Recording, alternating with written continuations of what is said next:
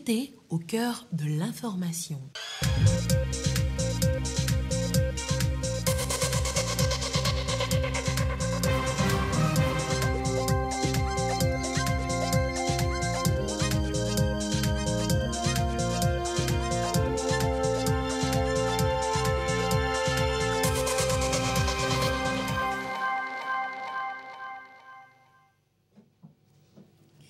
Il est l'heure du journal sur la télévision togolaise. Madame, monsieur, bonsoir. Et voici les titres de cette édition. Bientôt, les populations des savanes auront plus d'une dizaine de centres de santé. Une deuxième phase d'un projet qui a déjà permis la réhabilitation d'unités sanitaires existantes dans la zone. La remise des sites a eu lieu cette semaine. Les détails à suivre dans ce journal. Avant-dernier jour du forum du producteur agricole FOPAT à Kara, un rendez-vous régional pour penser aux conditions de vie et de travail des producteurs de la zone. Et ce soir, nous vous faisons redécouvrir un projet élaboré à cet effet. Il s'agit de l'agropole de Kara. Et puis, depuis lundi, tous ceux qui n'ont pas payé leur taxe sur véhicules à moteur TVM pour cette année 2023 doivent payer désormais des pénalités. Une disposition de l'Office togolais des recettes à découvrir en détail dans cette édition. Voilà donc pour les titres. Le chef de l'État, Faure Gnassingbé Zingbi, a reçu en audience ce matin l'envoyé spécial du gouvernement italien. M. Mario Giro est allé présenter au chef de l'État la candidature de l'Italie à l'Organisation universelle de 2030. Les deux personnalités ont également abordé l'excellence des relations bilatérales qui lient l'Italie au Togo. Nous écoutons les propos de l'envoyé spécial du gouvernement italien à sa sortie d'audience au micro de Isaka Aruna. Avec Madame l'ambassadeur, nous sommes venus présenter au président la candidature de Rome pour l'exposition universelle 2030. Je connais le président depuis longtemps, donc on a parlé aussi d'autres choses, mais la chose importante, c'est présenter cette candidature, peuple et territoire.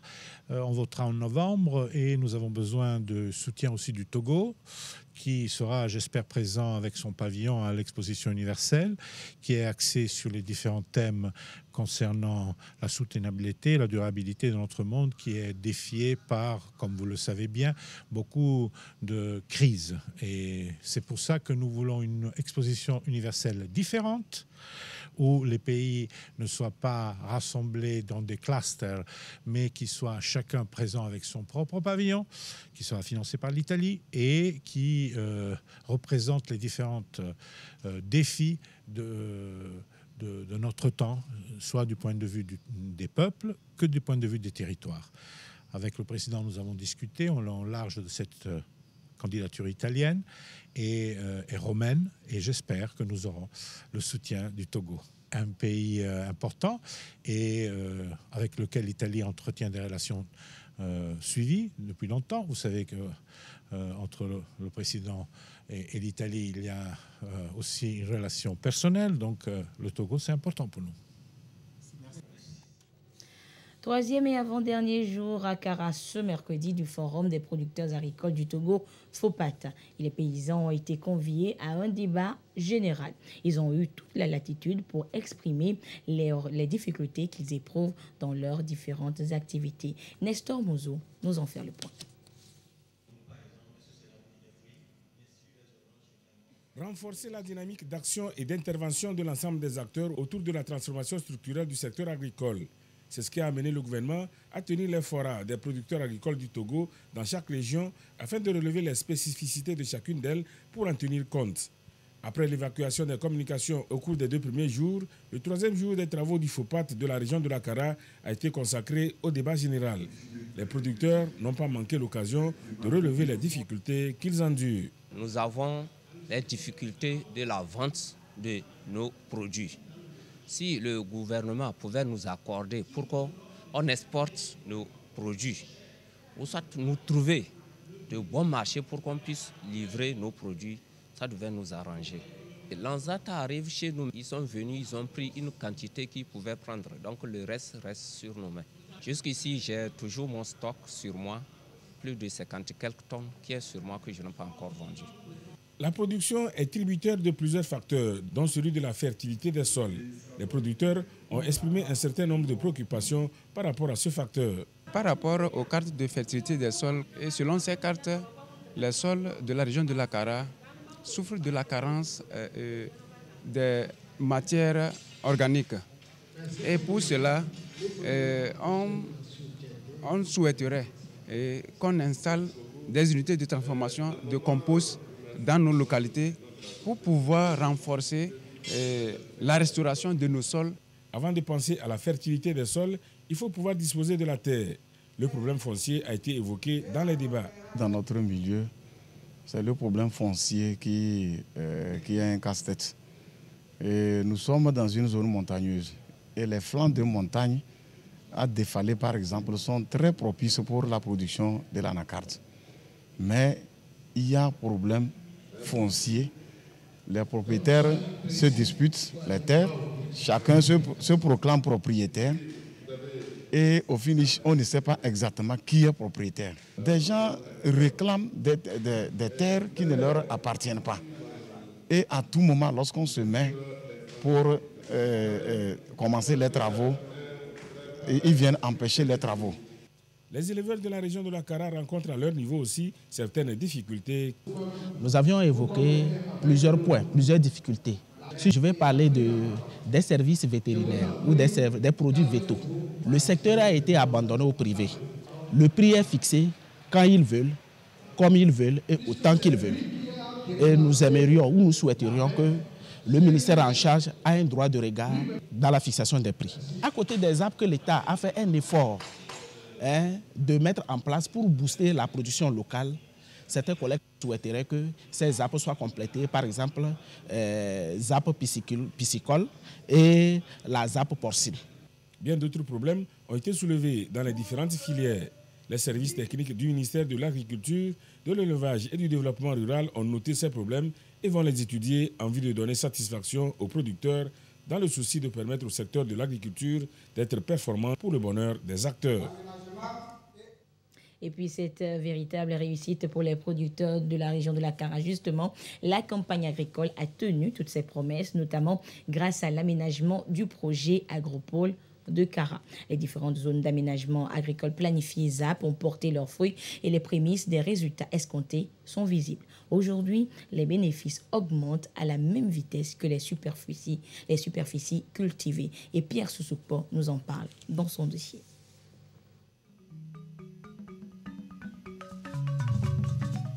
C'est la saison des récoltes et la moisson s'annonce grande. La campagne agricole a tenu ses promesses.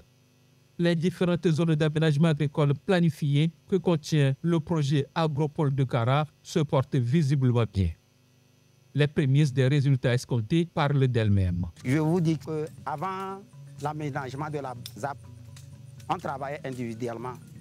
Avoir même 1 hectare, on avait de la peine. C'est suite à la ZAP, l'aménagement là qui nous a favorisé à élargir nos champs, fait avoir même 5 hectares pour un producteur, alors qu'avant on n'avait pas accès à cela. On remercie sincèrement l'État, les bailleurs de fonds pour ce qu'ils nous ont fait. Ils nous ont fait l'agropole, on est en train de cultiver. Les ZAP sont un maillon essentiel dans le fonctionnement de l'agropole de Kara. Pour les amener à bien jouer leur rôle, les producteurs sont organisés et structurés en coopérative. Régulièrement, ils bénéficient des séances de formation sur des pratiques et techniques culturelles et les changements s'observent, comme ici à Chikawa, dans la Mina. Nous sommes sur la ZAP de Chikawa. Depuis 3 ans que la ZAP a commencé à Chikawa, où le gouvernement est venu nous aménager 100 hectares. Mais les 100 hectares, la population, ça, on a trouvé que c'est un peu. Mais on est allé à près de 144 hectares avec 42 producteurs. Après cela, l'État a fait d'une manière, par le biais de l'agropole, ils sont venus nous aménager encore 600 hectares ajouté aux 100, ça fait 700 hectares au jour d'aujourd'hui. Et nous pensons, cette année, les 700 hectares, on a déjà semé près de 450 hectares et nous comptons sortir près de 1000 et quelques tonnes pour cette campagne. Présentement, moi qui vous parle, cette année, j'ai fait 15 hectares. Avant, je faisais peut-être 1 hectare ou bien ça n'atteint pas. Bon. D'autres aussi sont là comme moi aussi, ils n'arrivent pas. Mais comme maintenant il y a l'aménage, il y a les accompagnements de gauche à droite, chacun s'efforce à atteindre et dans ça il y a le revenu qui est doublé. Donc plus il y a l'augmentation des superficies, plus le bénéfice augmente. Augmenter le revenu des producteurs du Togo et contribuer à la croissance agricole pour ainsi réduire la dépendance du pays aux importations alimentaires font partie des objectifs du projet. L'agropole du bassin de Kara, en phase pilote, est le champ d'action de la Fondation Seboul de la République de Corée au Togo. Elle offre un appui conseil aux acteurs des chaînes de valeur de filières agricoles retenus sur le projet. Il initie tout des formations sur les bonnes pratiques de production agricole naturelle. Et l'appui est indispensable pour une meilleure production agricole, mais quelquefois, elle peut être également source de désastres. Il vous donne justement lecture de ce communiqué. Depuis le mois de mars 2023, les pluies précoces et abondantes sont enregistrées sur toute l'étendue du territoire national, particulièrement à Lomé et ses environs. Les prévisions hydrométéorologiques pour la période avril, mai, juin indiquent des pluies abondantes et des risques d'engorgement des nappes, de débordement des bassins de rétention naturels et aménagés, cours et plans d'eau qui pourraient occasionner des inondations. C'est ainsi qu'il a été constaté, à la suite des récentes pluies, le débordement de certains bassins de rétention d'eau ayant occasionné des dommages et pertes matérielles aux populations riveraines. Les services techniques sous la coordination de l'Agence nationale de la protection civile, ANPC, sont mobilisés pour apporter une réponse à la situation à travers des opérations de pompage et d'assainissement des habitations inondées. Le ministre de la Sécurité et de la Protection civile invite tous les acteurs impliqués à une forte mobilisation et à une surveillance permanente tout au long de cette saison de pluie en vue de prévenir et d'alerter les populations exposées. Il en appelle au sens de responsabilité des uns et des autres et à redoubler de vigilance. Un communiqué donc du ministre en charge de la sécurité, le général de brigade Damham Yarka. Et au forum, au FOPAT de Kara, des producteurs agricoles, le forum des producteurs et des éleveurs y participent également. Et par leurs activités, ils fournissent aussi aux consommateurs des produits carnés. Nestor Monzo a rendu visite à 2 éleveurs à Kara. L'un est spécialisé dans les petits ruminants et l'autre le gros bétail. Et voici son dossier. C'est l'heure pour Fousseni de donner à manger à ses bêtes.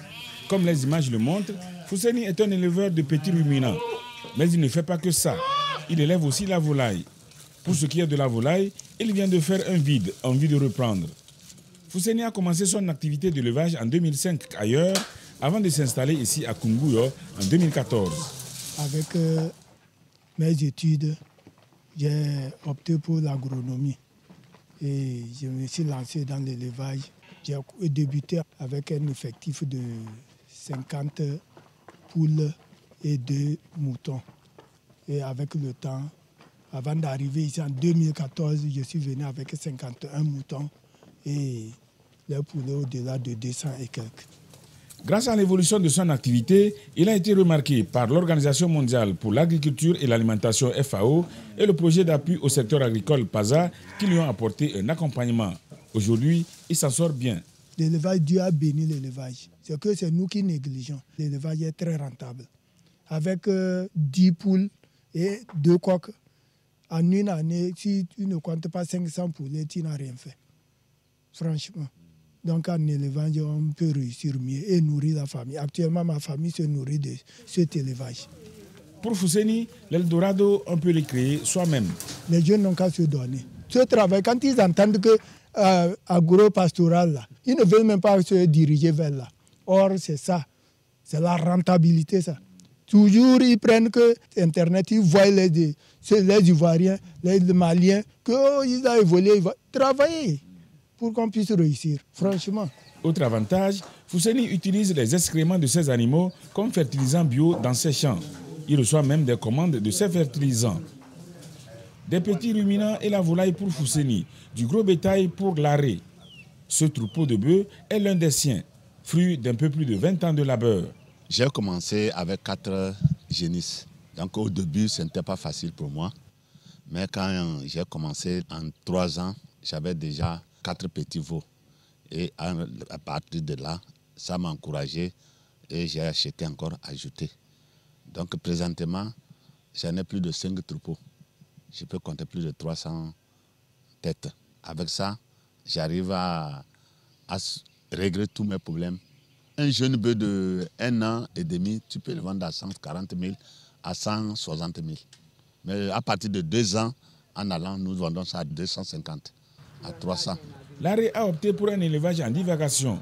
Il explique ce choix par le coût élevé de l'élevage en enclos. Il se fait aider dans son activité par des bouviers qu'il a recrutés. Nous les payons par mois. Donc ils ont un salaire qu'on les fait. Et ils profitent du lait. C'est eux qui suturent le lait. C'est à base du lait que nous les recrutons et tu lui proposes un salaire. C'est eux qui sortent avec les animaux, c'est eux qui les ramènent. C'est eux qui sont couchés toujours dans les animaux pour les voleurs. Il y a quelques années, l'arrêt a obtenu l'appui du gouvernement pour booster son activité. L'UFA nous a beaucoup aidés. Une fois, on a pris 50 millions et en 4 ans, on a remboursé ça. Il y a des moments que vraiment qu'il n'y a pas la nourriture. Nous payons leur manger. Et par exemple, les graines du coton, nous les achetons. Nous commandons aussi au Burkina certaines graines aussi, et pour mieux les servir. Avec le projet de création d'une ZAP-PB, zone d'aménagement pour la production bovine à Djamdé, l'arrêt compte y s'installer pour intensifier son activité afin de contribuer davantage à réduire la dépendance du pays en produits carnés. Et dans la Kara, nous retrouvons la préfecture de Bassar. Bassar, jadis, était connu comme un territoire de la métallurgie au Togo. Certains vestiges du travail du fer dans le milieu subsistent toujours. Il s'agit des hauts fourneaux de Nangbeni. Ils ont servi à la fonte du minerai de fer. Aujourd'hui, ces hauts fourneaux sont devenus des attractions touristiques. Petite visite avec Nestor Mozo. Nangbani en pays Bassar, une localité chargée d'histoire de la métallurgie au Togo. Ces hauts fourneaux en sont le témoignage.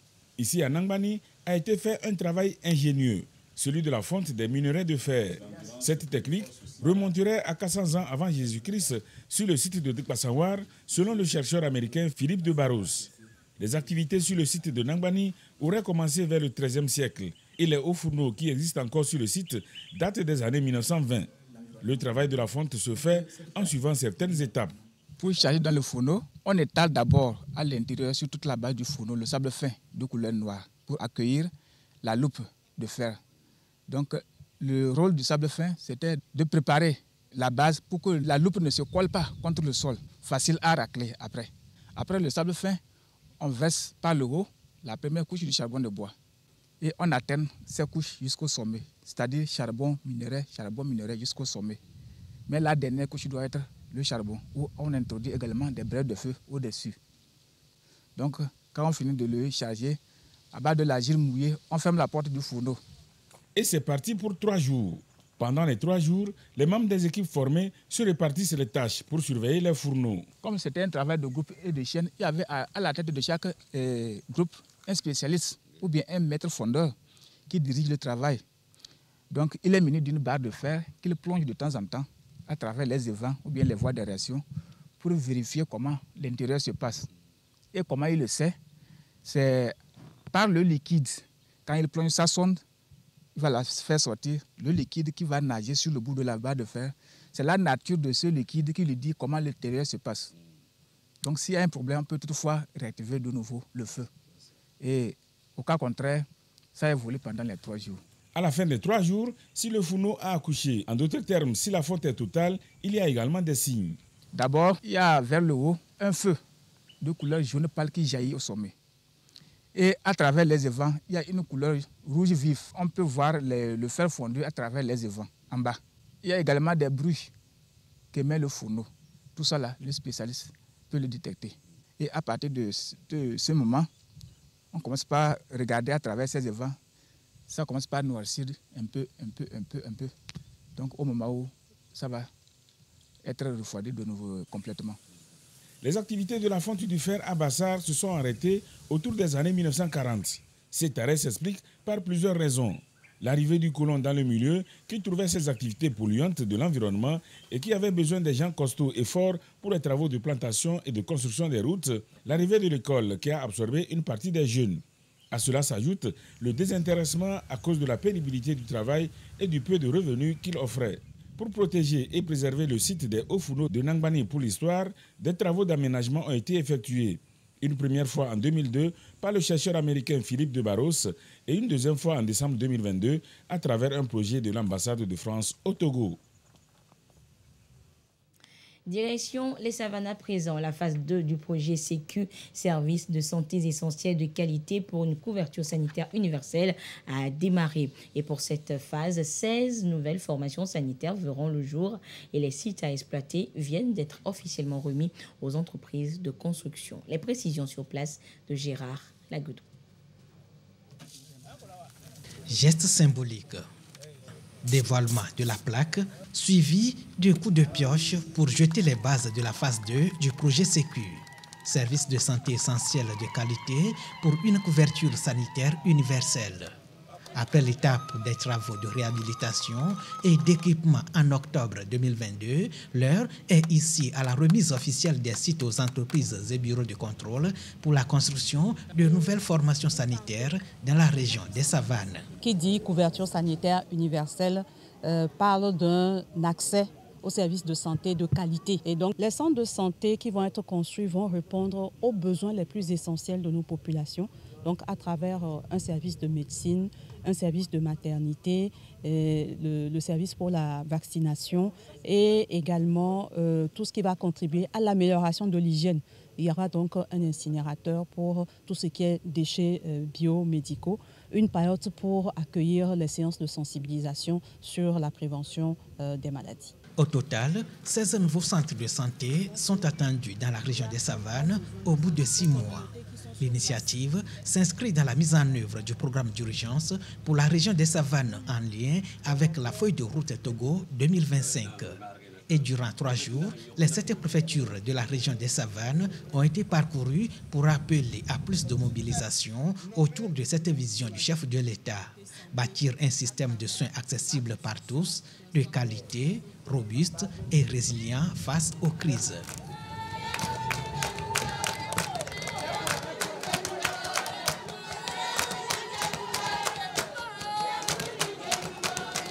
Aux populations bénéficiaires, nous avons demandé leur accompagnement pour le suivi des chantiers, leur collaboration avec les entreprises pour leur faciliter la tâche.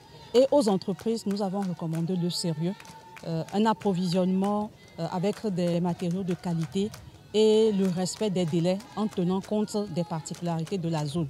Nous rentrons dans la saison de pluie, nous savons que cela perturbe souvent le déroulé des chantiers, mais ils savent dans quoi ils se sont engagés et donc nous comptons sur leur sérieux pour délivrer des ouvrages de qualité. Cette tournée a permis de constater l'état d'avancement de quelques chantiers en cours d'exécution pour le compte de la première phase du projet Sécu. Les mêmes travaux concernent également les autres régions du Togo avec l'appui financier de la Banque mondiale à hauteur de 70 millions de dollars américains, soit plus de 41 milliards de francs CFA sur une période de 5 ans. Et dans 6 mois, ces sites accueilleront de nouvelles infrastructures sanitaires pour le grand bonheur des populations et elles manifestent déjà leur joie et enthousiasme. Gérard Lagoudou nous en parle. La couverture santé universelle, une réalité de plus en plus concrète au Togo.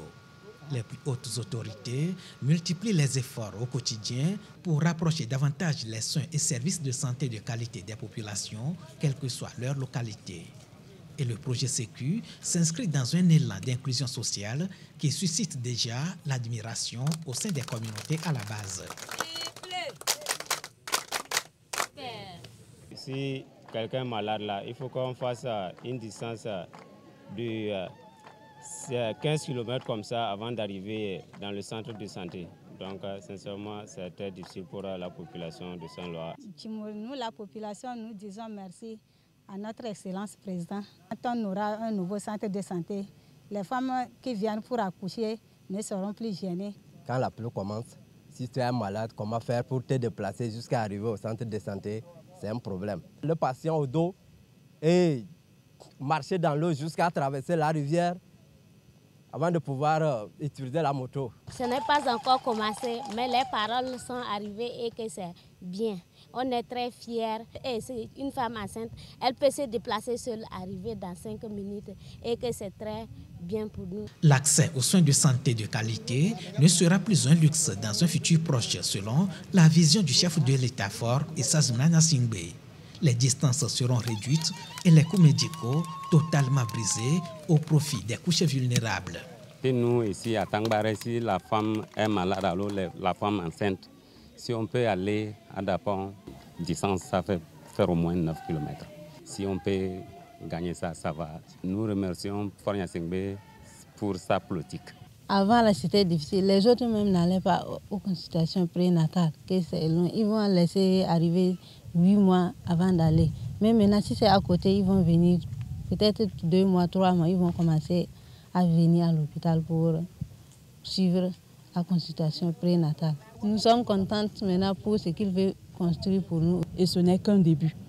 Le programme est vaste à travers le projet mis en place de la couverture sanitaire universelle inclus dans la feuille de route Togo 2025 et qui traduit la vision du chef de l'État pour la santé de nos populations au Togo. Nous aurons le strict minimum nécessaire pour couvrir les besoins. Ce sont des ouvrages qui doivent contribuer à leur développement au niveau local et donc nous les avons invités à s'approprier tout ce qui va être fait ici. En clair, le projet Sécu a été conçu pour révolutionner le secteur de la santé au Togo et renforcer davantage les différents programmes déjà en marche.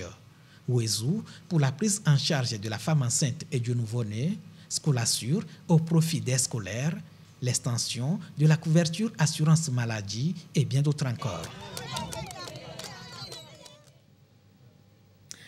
Avez-vous déjà payé votre TVM, taxe sur véhicules à moteur, pour le compte de cette année 2023? Sinon, eh bien, depuis lundi, vous êtes tombé sous le coup de la loi et vous devez payer des pénalités à l'Office togolais des recettes OTR. Des explications dans ce reportage de Ulrich Amega.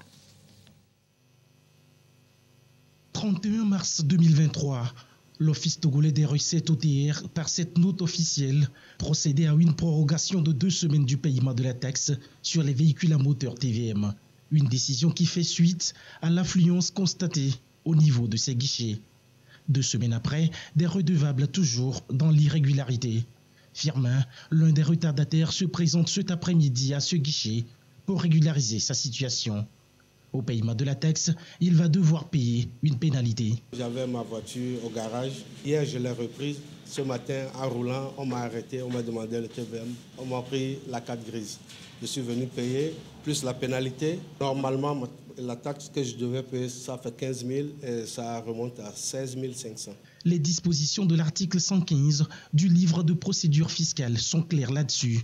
Loin donc d'être une invention de l'Office togolais des recettes. Nous sommes dans le strict respect du calendrier fiscal en vigueur, bref, des tests fiscaux. Donc, tout retard lié au paiement ou bien à la déclaration est assorti d'une pénalité de 10% du montant dû, qui évolue progressivement de 1% chaque mois si le contribuable n'a pas régularisé sa situation. Type de véhicule, puissance fiscale, poids exercé sur la voie.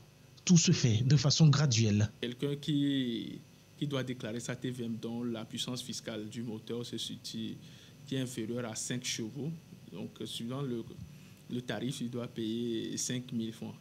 Donc 5 000 francs, quand nous faisons 5 000 francs fois 10%, ça fait 500. Or, suivant la loi, c'est 1 000 francs qui sortent automatiquement. Maintenant, pour les autres catégories, entre le 5 et 7 chevaux qui doivent payer 10 000 francs, donc 1 000 francs.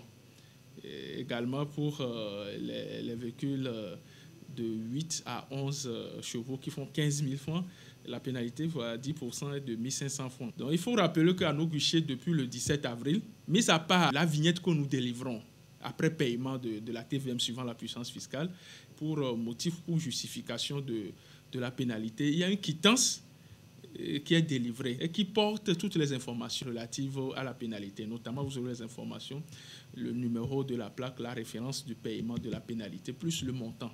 Les redevables personnes physiques désormais situées. Unique solution, être dans les normes pour faciliter la tâche non seulement aux agents contrôleurs, mais contribuer également au financement de l'entretien routier à travers le paiement de la TVM. Demain, 20 avril, s'ouvre à Lomé le forum Erasmus Afrique Monde pour la formation professionnelle. C'est un rendez-vous qui met ensemble les acteurs de la formation professionnelle et les jeunes, les apprenants, autour des thématiques liées à la promotion de la formation professionnelle. Les détails dans ce reportage de Christine Péché-Kaloudé. Des programmes de formation professionnelle adaptés aux besoins du marché du travail prônés par le gouvernement. Voilà l'une des solutions aux problèmes de chômage. Le forum Erasmus Afrique Monde vient en soutien aux initiatives nationales. Un rendez-vous d'échange annoncé sur 3 jours pour explorer les possibilités de formation professionnelle de qualité. Créer un espace d'échange entre les acteurs pour voir qu'est-ce qu'on peut faire ensemble. Donc, accompagner les acteurs vers les formations professionnelles, donc la qualité des formations, donc en partant de l'existant. Accompagner les acteurs aussi vers le transfert de compétences, créer des mobilités aussi au niveau des jeunes qui vont partir mobilité sud-sud. Un jeune Togolais qui s'inscrit dans un parcours de formation, peut-être électricien, on a besoin de ça, peut aussi aller dans un centre de formation au Bénin ou bien, je ne sais pas, au Sénégal et apprendre, acquérir d'autres compétences. En lien avec la politique nationale de l'emploi des jeunes, des axes prioritaires sont identifiés. Le numérique, l'agriculture, la santé et l'environnement. Accompagner pas à pas les étudiants ou les formés qui seront inscrits dans les axes identifiés, de sorte à faire que ces acteurs deviennent des porteurs de l'essor de ces différents axes. C'est la toute première édition. Elle a le soutien de la diaspora togolaise. La participation est libre et gratuite. Plus de 300 jeunes ont déjà manifesté leur intérêt pour ce forum de Lomé. Le bureau exécutif de l'Union musulmane du Togo a le plaisir d'informer la communauté musulmane que la fête de Ramadan Aïd el-Fitr sera célébrée ce vendredi 21 avril 2023 sur toute l'étendue du territoire national. Les prières de circonstance se dérouleront aux lieux habituels consacrés à partir de 9h. Le bureau exécutif de l'Union musulmane souhaite une bonne fête de fin de Ramadan à toute la population togolaise. Et c'est justement à quelques jours, à quelques heures donc de la fin du jeûne de Ramadan que plus de 6000 femmes ont bénéficié de kits alimentaires.